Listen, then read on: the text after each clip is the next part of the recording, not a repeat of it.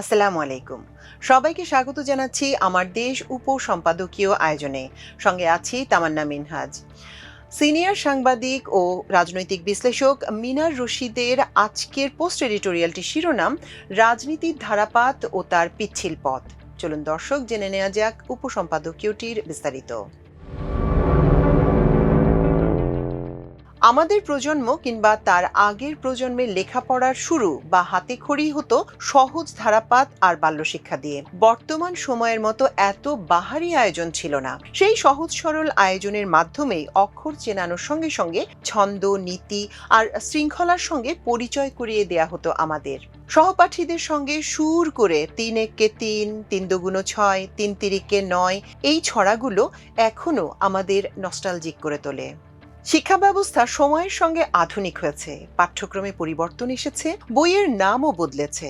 একসময় যে কাজটি সহজ ধারাপাত ও বাল্যশিক্ষা করত, আজ তা করছে ভিন্ন নামে, ভিন্ন কাঠামোয়। কিন্তু মূল বিষয়টি রয়ে গেছে একই, হাতেখড়ি, ভিত্তি, প্রাথমিক বোধ তৈরি করা।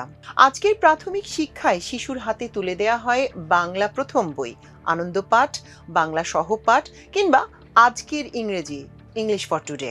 নামগুলো আধুনিক, ছাপা ঝকঝকে ও ছবি রঙিন, কিন্তু ভেতরের উদ্দেশ্য সেই পুরনোই। ভাষার সঙ্গে পরিচয়, ভাব প্রকাশের ক্ষমতা, নৈতিক বোধ আর চারপাশের বাস্তবতা বোঝা। আগে যেমন ছড়া ও গল্পের মাধ্যমে শেখানো হতো কি ঠিক কি ভুল, আজও গল্প আছে, চরিত্র আছে, প্রশ্ন আছে। আগে যেমন অক্ষর শেখানোর মধ্য দিয়ে চিন্তার শৃঙ্খলা তৈরি করা হতো, আজও তাই করা হয়, শুধু পদ্ধতিটা বদলেছে। অর্থাৎ ধারাপাত বদলায়নি, বদলেছে শুধু তার নাম ও মোড়ক। এ বাস্তবতাই রাজনীতির ক্ষেত্রেও প্রযোজ্য। ৩ তিরিকে ৯-এর মতো রাজনীতিরও একটা ধারাপাত রয়েছে। রাজনীতির ধারাপাতের বাইরের নাম বদলাতে পারে, কেউ একে কৌশল বলে, কেউ জনসম্পৃক্ততা বলে, কেউ আবার রাজনৈতিক যোগাযোগ বলে, কিন্তু মূল বিষয়টি একই থেকে যায়, মানুষের মন বোঝা, মানুষের ভয় অনুধাবন করা এবং মানুষের বাস্তব চাহিদার সঙ্গে যুক্ত থাকা। শিক্ষায় যেমন ধারাপাত ছাড়া সামনে এগোনো যায় না, রাজনীতিতেও তেমনি প্রাথমিক পাঠ এড়িয়ে গেলে পরিণতি অনিবার্য। আধুনিক নাম, আধুনিক ভাষা কিংবা বড় মঞ্চ কিছুই সেই ঘাটতি পূরণ করতে পারেনি। কারণ ভিত দুর্বল হলে যত আধুনিকই হোক না কেন, কাঠামো একসময় না একসময় ধসে পড়ে। কিন্তু আশ্চর্যের ব্যাপার হলো, এদেশের রাজনীতিতে এমন অনেকেই প্রবেশ করেছেন যারা রাজনীতি সেই প্রাথমিক ধারাপাতটাই কখনো পড়েননি। আদর্শ, সাংগঠনিক বাস্তবতা, জনমানুষের মনস্তত্ত্ব, এই মৌলিক পাঠগুলো না নিয়েই তারা সরাসরি রাজনীতির মঞ্চে উঠে এসেছেন। সেই তালিকায় এমন মানুষও আছেন যারা আন্তর্জাতিক খ্যাতিসম্পন্ন আইনজীবী, সংবিধান প্রণেতা হিসেবে পরিচিত, অথচ ঢাকার একটি সাধারণ সংসদীয় আসনে গিয়ে তারা একজন অখ্যাত প্রার্থীর কাছে জামানত হারিয়েছেন। ডক্টর কামাল হোসেনের উদাহরণ এখানে আলাদা করে বলার কিছু নেই। তিনি একা নন, আরো অনেকেই এই বাস্তবতার শিকার। ২০১৮ সালের আগে সেই ডক্টর কামাল হোসেন হঠাৎ করে এদেশের রাজনীতিতে অত্যন্ত গুরুত্বপূর্ণ হয়ে উঠলেন। তাকে রাজনৈতিক পৌরোহিত মেনে ২০১৮ সালের নির্বাচনে অংশ নিয়েছিলেন বিএনপি এবং জামায়াত সহ সব বিরোধী রাজনৈতিক দল। মনে হচ্ছিল কেউ যেন বেঁধে এই দলগুলোকে সেদিকে টেনে নিয়ে যাচ্ছিল।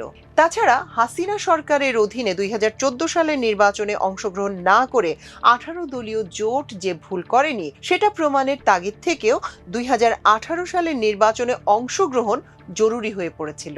তবে নতুনত্ব হলো ডক্টর কামাল হোসেনের পৌরোহিত্য মেনে নেয়ার বিষয়টি। এতে নিঃসন্দেহে মির্জা ফখরুল ইসলাম আলমগীর সহ বিএনপির কয়েকজন সিনিয়র নেতার বিশেষ ভূমিকা ছিল। সেই নির্বাচন ছিল এমন এক নাটকের মঞ্চ যেখানে ডক্টর কামাল হোসেনের পীরত্ব কিংবা পৌরোহিত্য নিরঙ্কুশ করার জন্য বেগম খালেদা জিয়াকে কার্যত অন্তরীণ করে রাখা হয়েছিল। তার বাসার সামনে ফেলে রাখা বালুর ট্রাক সরানো সম্ভব হয়নি। এই দৃশ্যই তখনকার রাজনৈতিক বাস্তবতার প্রতীক হয়ে আছে। আজ যখন সেই মির্জা ফখরুল ইসলাম আলমগীর সাহেবই আওয়ামী লীগকে গণতন্ত্রের সঙ্গী হিসেবে পেতে আবেগঘন আহ্বান জানান, তখন স্বাভাবিকভাবেই পুরনো সন্দেহগুলো নতুন করে দানা বাঁধে। প্রশ্ন ওঠে, এটি কি রাজনৈতিক কৌশল নাকি সেই ধারাপাত না পড়ারই ফল?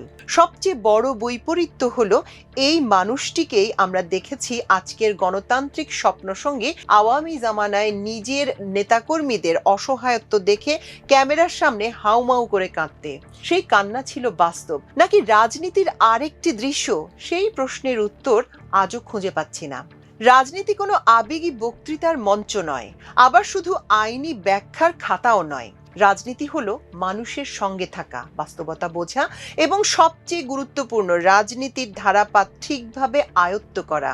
যে সেই প্রাথমিক পাঠ এড়িয়ে যেতে চায়, ইতিহাস বারবার তাকে একই জায়গায় এনে দাঁড় করায়, পরাজয়ের সামনে।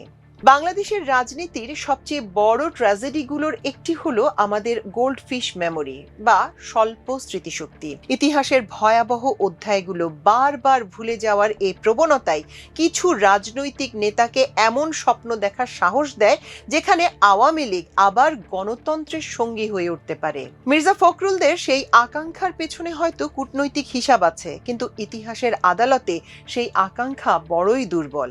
এ কারণে আরেকবার স্মরণ করিয়ে দেয়া জরুরি আওয়ামী লীগের গণতান্ত্রিক চর্চার প্রকৃত ইতিহাস। একদলীয় শাসনের নগ্ন রূপ 1975 সালে প্রতিষ্ঠিত বাকশাল ছিল স্বাধীন বাংলাদেশের গণতন্ত্রের প্রথম রাষ্ট্রীয় কবর। 4টি পত্রিকা রেখে দেশের সব সংবাদপত্র বন্ধ করে দেয়া হয়, মত প্রকাশের স্বাধীনতা রুদ্ধ করা হয় রাষ্ট্রীয় ঘোষণার মাধ্যমে, সংসদীয় গণতন্ত্রকে কাগজে রেখে বাস্তবে একদলীয় শাসন কায়েম করা হয়। এ সময় সিরাজ শিকদারকে হত্যা করে সংসদে দাঁড়িয়ে প্রশ্ন ছুড়ে দেয়া হয়েছিল, কোথায় আজ সেই সিরাজ শিকদার? এটি শুধু একটি বক্তব্য নয়, এটি ছিল রাষ্ট্রীয় শক্তির দম্ভপূর্ণ স্বীকারোক্তি, ভিন্ন মতকে শারীরিকভাবে নিশ্চিহ্ন করার ঘোষণা। রক্ষী বাহিনীর হাতে জাসদের প্রায় 30,000 নেতাকর্মী নিহত হওয়ার অভিযোগ বাংলাদেশের রাজনৈতিক ইতিহাসে এক ভয়াবহ অধ্যায়।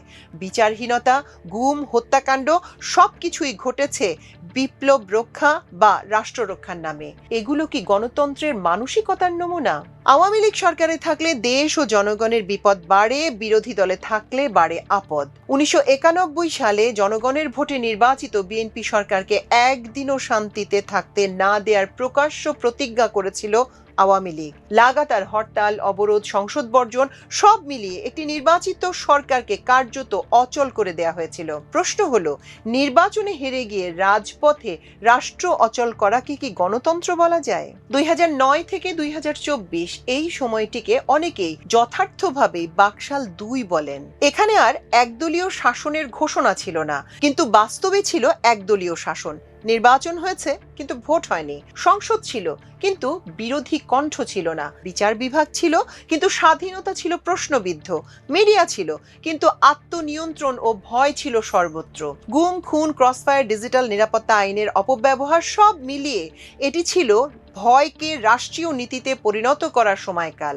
মির্জা ফখরুলরা এসব ভুলে যেতে পারেন, কূটনৈতিক বাস্তবতায় চোখ বন্ধ করে রাখতে পারেন, কিন্তু দেশবাসী ভুলে যায়নি, ভুলবেও না। কারণ যারা এই দমন পীড়নের শিকার হয়েছে তাদের স্মৃতি কোনো রাজনৈতিক সমঝোতায় মুছে যাবে না। গণতন্ত্র শুধু নির্বাচনের নাম নয়, গণতন্ত্র মানে ভিন্ন মত সহ্য করার ক্ষমতা, ক্ষমতার সীমাবদ্ধতা মেনে নেওয়া এবং রাষ্ট্রকে দল নয় জাতির সম্পত্তি হিসেবে দেখা। ইতিহাস বারবার প্রমাণ করেছে আওয়ামী লীগ ক্ষমতায় গেলে গণতন্ত্র সংকুচিত হয়। এই বাস্তবতা অস্বীকার করা মানে ইতিহাসের সঙ্গে প্রতারণা করা। আজ যদি আমরা আবার সেই প্রতারণায় পা দেই তাহলে সংকটে শুধু বিএনপিই পড়বে না, পড়বে সারা দেশ। আল জাজিরাকে দেয়া সাক্ষাৎকারে মাহফুজা নাম নিজেকে এমনভাবে উপস্থাপন করেছেন যেন বাংলাদেশের গণমাধ্যম সংকটের একমাত্র ভুক্তভোগী তিনি। ভয়, চাপ, হুমকি এই শব্দগুলো বারবার এসেছে, কিন্তু তার উচ্চারণে যেটি অনুপস্থিত সেটি হলো আত্মসমালোচনা। ভিকটিমহুডের আবরণে তিনি এমন এক দীর্ঘ ও বিতর্কিত ভূমিকা আড়াল করার চেষ্টা করেছেন যা আজ আর ইতিহাস থেকে মুছে ফেলা সম্ভব নয়। প্রথমেই স্পষ্ট করে বলা দরকার, প্রথম আলো ও ডেইলি স্টার অফিসে আগুন দেওয়ার ঘটনা নিন্দনীয়। সহিংসতা কোনোভাবেই গ্রহণযোগ্য নয়। আমরাও বলি কথার জবাব কথা দিয়ে দিতে হবে, লেখার জবাব লেখা দিয়ে দিতে হবে, কিন্তু একটি নিন্দনীয় ঘটনার উপর ভর করে নিজেকে নৈতিক উচ্চাসনে বসানো এবং অতীতের সব দায় ঝেড়ে ফেলা গুরুতর অসততা। এই কাজটি মতি মাহফুজ চক্র অনবরত করে যাচ্ছেন। আগুনের ঘটনার নিন্দা যেমন জরুরি, তেমনি এটিকে রাজনৈতিক ও নৈতিক ঢাল হিসেবে ব্যবহার করাও অগ্রহণযোগ্য। গত 2 দশকের বেশি সময় ধরে মাহফুজা নামের নেতৃত্বাধীন পত্রিকা পরিকল্পিতভাবে বিএনপি নেতৃত্ব ও জিয়া পরিবারকে লক্ষ্য করে শত শত অভিযোগ, অপপ্রচার ও চরিত্র হননমূলক প্রতিবেদন প্রকাশ করেছে। আজ হঠাৎ করে সেই একই শক্তির প্রতি অতিরঞ্জিত প্রশংসা বিশ্বাসযোগ্যতার চরম সংকট তৈরি করে। ক্ষমতার পালাবদলের সঙ্গে সঙ্গে নীতির এই ইউটার্ন কি সাংবাদিকতার আদর্শ, নাকি সুবিধাবাদী অবস্থান পরিবর্তন? এর চেয়েও ভয়ঙ্কর ভূমিকা ছিল তথাকথিত জঙ্গিবাদ বিরোধী বয়ানে। অসংখ্য নিরীহ মানুষ, মাদ্রাসা শিক্ষার্থী ও আলেম সমাজকে যাচাই বাছাই ছাড়াই জঙ্গি হিসেবে উপস্থাপন করা হয়েছে। এখানে স্বাধীন সাংবাদিকতা নয়, বরং সরকারি বাহিনীর সঙ্গে এমবেডেড জার্নালিজমই বেশি চোখে পড়েছে।